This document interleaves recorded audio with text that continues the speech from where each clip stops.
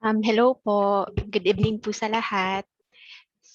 Okay. So ngayon po ay October 13, 2021. So ngayon po magsisimula ang ating online prayer meeting and combined with our midweek service. So before po tayo magsimula, nais ko pong ibahagi yung aking inihandang PowerPoint.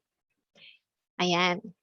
So kung nakikita po lahat, ako po yung magsisimula na. So, yun ulit.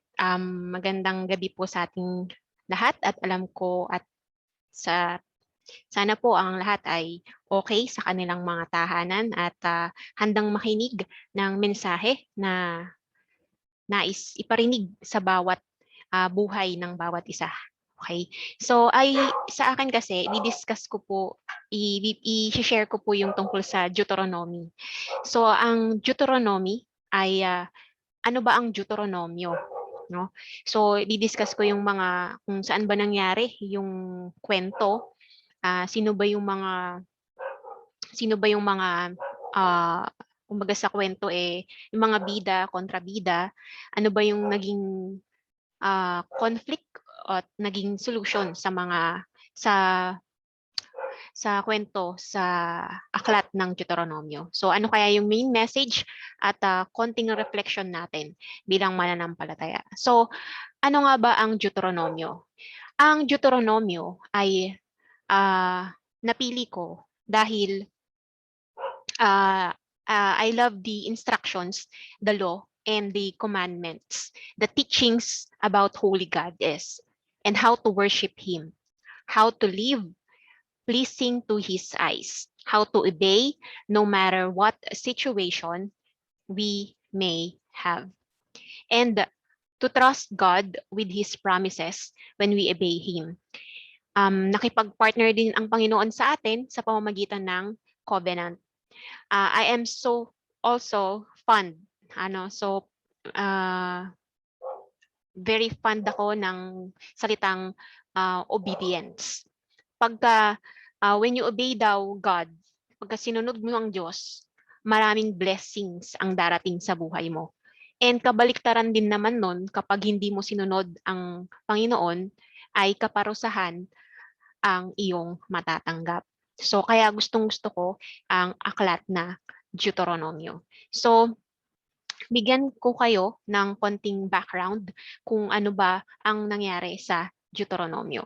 So sabi doon sa biblescripture.net, yung aklat daw ng Deuteronomyo, iyon ay panglima, final book of the law of Moses. Iyon yung pang-fifth and final book ng law of Moses. It is also known as the Torah or Pentateuch. Yung law of Moses includes the books. Ano ba yung mga law of Moses? Yung Genesis, Exodus, Leviticus, Numbers, at Deuteronomyo. Yung Torah is followed by the book of Joshua in Hebrew scripture. So our Old Testament in the Bible. So ang salitang Deuteronomyo ay mula sa salitang Deuteronomion na ibig sabihin ay second law. Okay? Sa Deuteronomyo, makikita rin ang tinatawag nating Shema. Ano ba ang Shema? Pag sinabi natin kasing Shema, ito yung isang dasal. According sa sa Merriam-Webster's Dictionary, ang ibig sabihin daw ng Shema ay confession of faith. At yon ay matatagpuan sa Deuteronomio 6:4-9. Sandali lang po.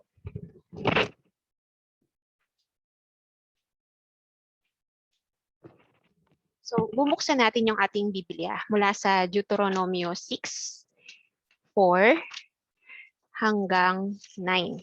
Sabi niya po dito, pakinggan mo, O Israel, si Yahweh na ating Diyos, ang tanging Yahweh. Ibigin mo si Yahweh na iyong Diyos ng buong puso, buong kaluluwa, at buong lakas. Ang mga utos niya ay itanim ninyo sa inyong puso. Ituro ninyo ito sa inyong mga anak. Pag-aralan ninyo ito sa inyong tahanan, sa inyong paglalakbay, sa inyong pagtulog sa gabi, at sa inyong pagbangon sa umaga. Ipulupot ninyo ito sa inyong mga kamay bilang tanda. Itali sa inyong noo, isulat sa mga hamba ng pintuan ng inyong bahay at mga tarangkahan.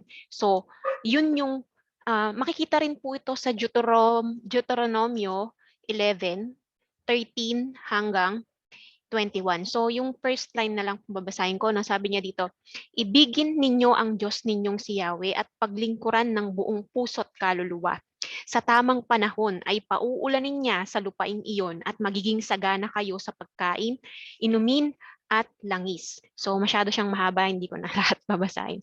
Meron tayong ikatlo na part ng Shema.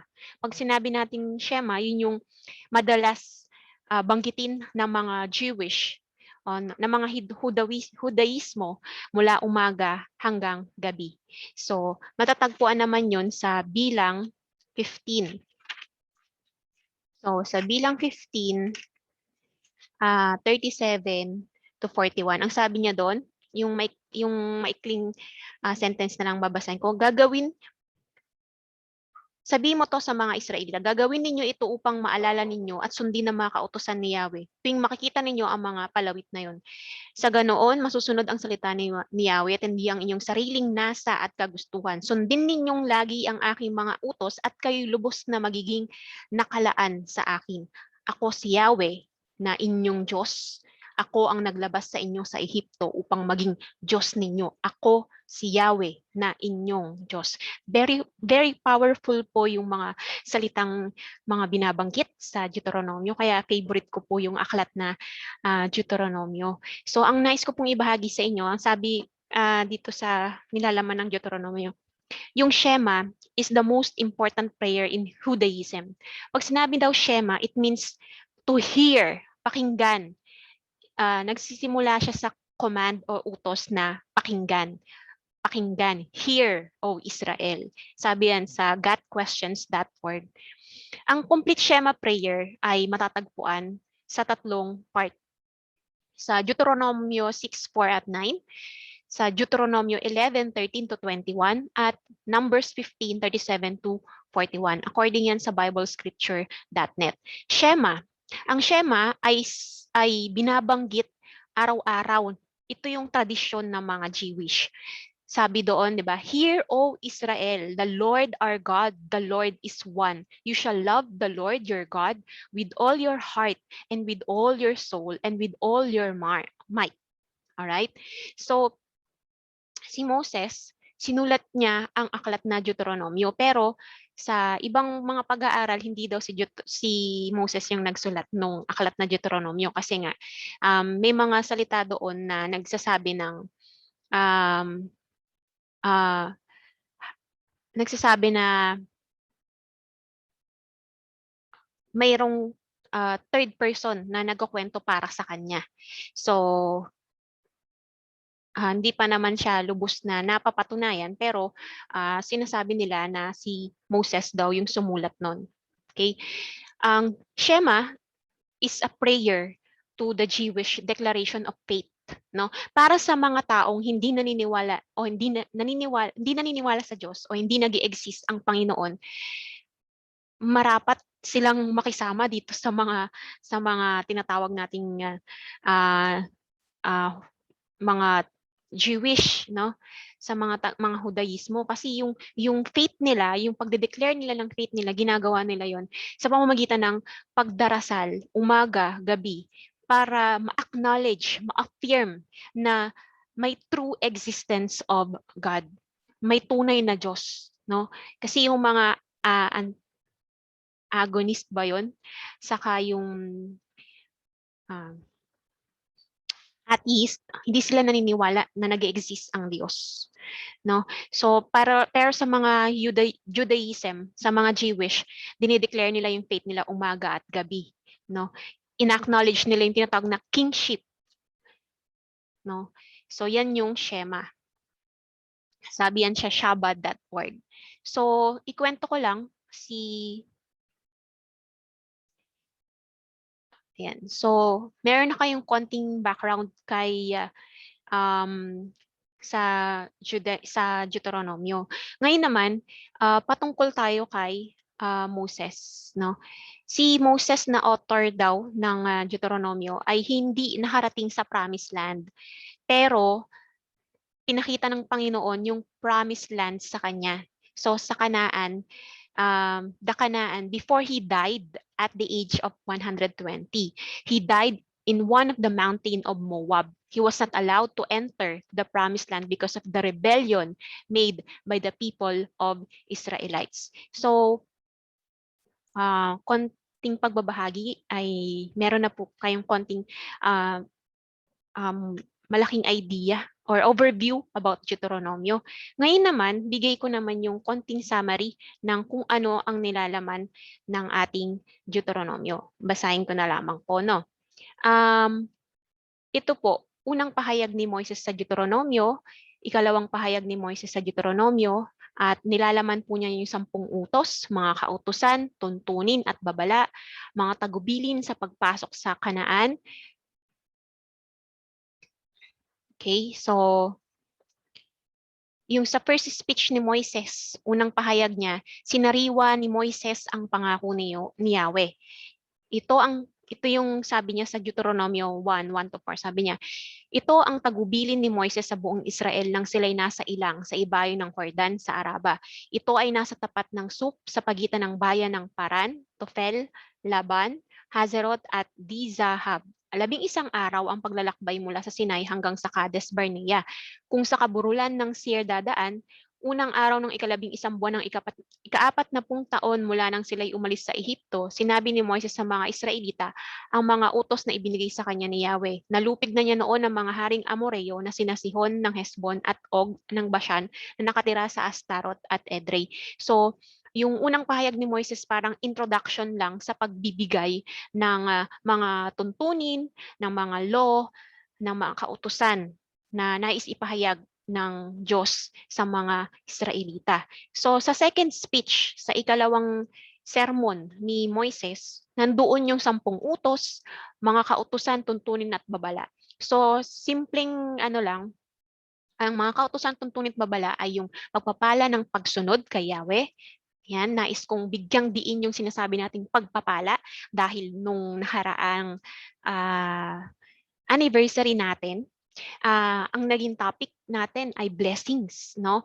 So, and then tanging lugar ng pagsamba, babala laban sa pagsamba sa Diyos-Diyosan, maling kaugalian ng pagluluksa, ang malinis at maruruming hayop, ang tuntunin tungkol sa ika-10 bahagi, ang taon ng pamamahinga, ang tuntunin tungkol sa mga alipin, ang pagbubukod sa mga panganay, pinaalala rin ang pista ng Paskwa, ang Sanlinggo at ng Tolda, ang paggawad ng katarungan, ang paglalagay ng hari, ang bahagi ng mga pari, babala laban sa pagsunod sa kaugalian ng mga pagano, tuntunin tungkol sa pagsaksi, sa pakidigma, di malutas na krimen, bihag na babae, tuntunin sa karapatan ng panganay, tungkol sa anak na matigas ang ulo, tuntunin tungkol sa puri ng babae, mga kabilang sa sambahayan ng Diyos, paghihiwalay at pag-aasawang muli, at tuntunin tungkol sa unang bunga at ika-10 bahagi ng mga ani.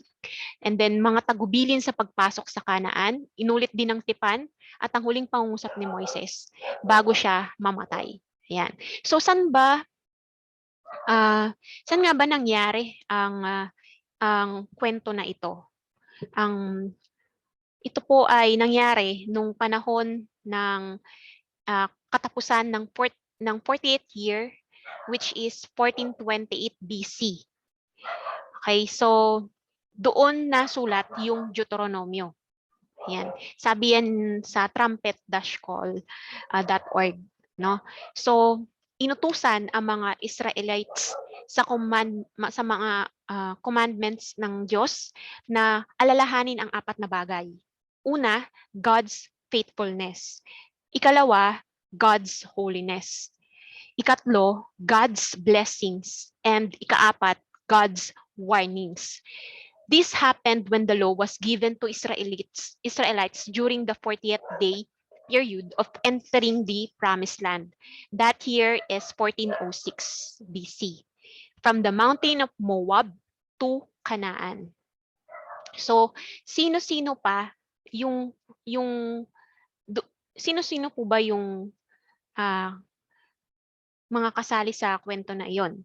So, sila Moses, Si Moises, ang katangian ni Moises, mahiyain siya, pero God still used him kahit na utal-utal siya, sinamahan siya, pinasama sa kanya yung kapatid niya na si Aaron.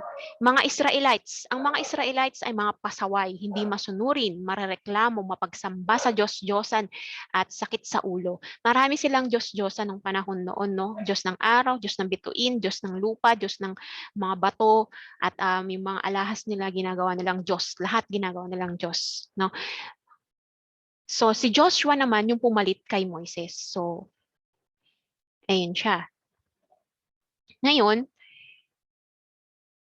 dahil diyan, ano po ba talaga yung nilalaman o mensahe ng Deuteronomio? Ang mga ang mga ang mga Israelita ng mga panahon na yon ay mga pasaway. Hindi marereklamo sila, hindi sila makapag-intay sa ibibigay ng Panginoon. At ang dami nilang Diyos. Sa ating buhay po ba, um, marami din po ba tayong Diyos? Marami po ba tayong Diyos sa ating buhay? Yung mas inuuna natin yung ibang bagay bago yung pasalamatan ng Diyos, bago magtanong sa Diyos na ano yung mga pangangailangan natin, no? Sabi nga 'di ba, faith without action is dead. Pero kailangan nga nating kumilos, pero hingin muna natin, acknowledge muna natin kung sino yung nakaalam, kung sino yung lumikha sa buhay natin, kung sino yung may mas magandang plano sa buhay natin. Ang mga Israelita nung panahon na yun ay hindi marunong magtiwala sa Panginoon, no? Naiinip sila. Mas gusto pa nga daw sa kwento ng Exodus, mas gusto pa daw nila na sabi nila kay Moises noon, mas gusto pa nila na bumalik sa Ehipto, no? Kaysa daw doon sa binibigay na promised land ng Panginoon na mamamatay naman sila sa gutom. Samantalang nung binigyan sila ng pagkain, halos umapaw, halos sobra-sobra, no? Umuulan ng mga pagkain noon. So hindi mapagtiwala sa Panginoon ang mga sa ating Diyos ang mga Israelita, no? They trust themselves rather than they prayed to their God, rather than they serve God, rather than worship him, no? So sa palagay ko po, so ganun po yung ano natin, no? Obedience. Meron po ba tayo nito? Of course, bilang isang Kristiyano, obedient tayo. Sumusunod tayo sa Panginoon. Ngunit subalit datapwat nung sinabi ng ating pastor nung linggo, marami ang nahuhuli at maraming nauuna. Maraming nauuna na maraming nahuhuli. Oo nga't sumusunod tayo sa Panginoon, pero hanggang kailan? Hanggang maganda ba yung nangyayari sa ating buhay, doon lamang tayo susunod? Hanggang marami tayong pagpapalang nakukuha, doon lamang tayo susunod? Ang sabi nga sa sa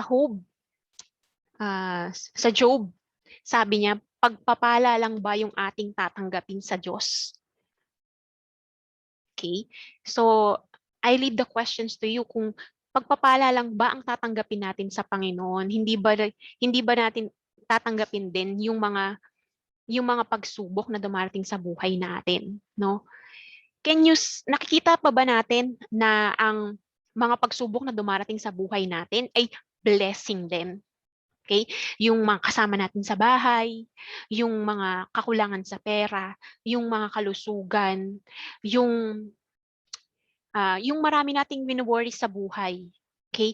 Um, Napakasarap din isipin na ang isang tao ay payapang sumusunod sa Diyos dahil sa kanya niya inaasa ang lahat ng kanyang pangangailangan. But it doesn't mean na hindi siya kumikilos. Kumikilos siya pero inuuna niya ang pakikipag-usap sa Panginoon. Minsan kasi tayo papasok tayo sa ating trabaho.